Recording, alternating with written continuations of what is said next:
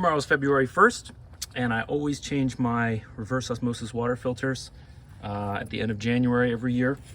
And basically it consists of 2 of these and 1 of these. And you really want to do this every year. If you neglect changing these 3, then these 2 will fill up more quickly and you'll start having flow problems. And yeah, it's a pretty easy process. The filters cost $40 for the 3. I bought a twin pack this year because we're selling the house and I'm going to leave a fresh set of filters for the next homeowner, just so they're not overwhelmed. There's too many things to do every year maintenance wise to keep up with what we've done. And to remove this, you basically have 4 lines. You have clear, white, red, and black. No, I'm sorry. Clear, white, yellow, red, and black. Yeah, anyway, I have them labeled. It's nice to label them so that white and black and yellow, and this one's red.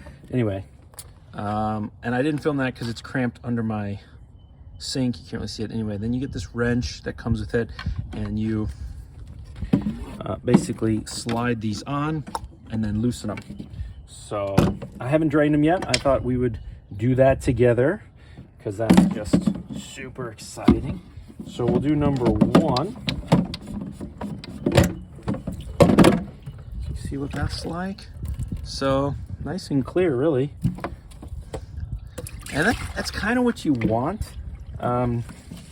Whenever you have a filter system, you don't ever want the filter to become completely plugged, because what that means is that the system will start to bypass itself. And you might be able to see in there is a little bit of sediment. Not much, you can see just a little bit. But basically, water flow always takes the path of least resistance. And so if your filter gets too plugged up that water can't pass through it easily, it'll either move through a bypass valve, if equipped, or it'll start moving around. Yeah, it'll start moving around the filter element itself. So you can see a little bit of debris in here. And there's even more inside here that you can see.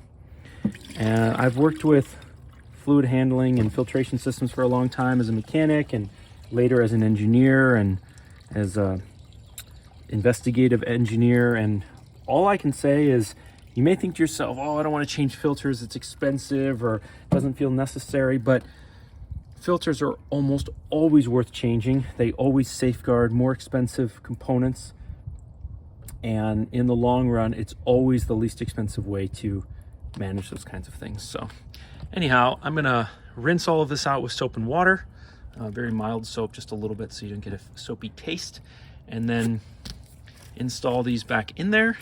And then when you reinstall the lines, basically, well, maybe I'll just point out the way you remove these lines. Maybe perhaps not everyone knows. You basically have this little collar here, and that collar pushes in, and then you hold it in, and you can remove the lines. And these connections are really good for production lines because you just push and that's it. To remove, it's just a little bit harder, but also still quite simple. So that's how you get those in and out. And so you just reinstall the 4 lines to turn back on the water flow. Because you have to turn off the inlet from your cold water, and you have to turn off the tank that comes with it, the 1-gallon tank, because there's a bladder in there that is pressurized, and you'll spill water all over. But there's very small amount of water that gets spilled while doing this, but you do just want to have a towel nearby. So anyway, maybe this is the future homeowner watching, or maybe just someone else who hasn't done it. Of course, you can follow the official instructions from APEC, but just thought maybe it would be worth sharing on my little YouTube channel here. Other than that, have a great day.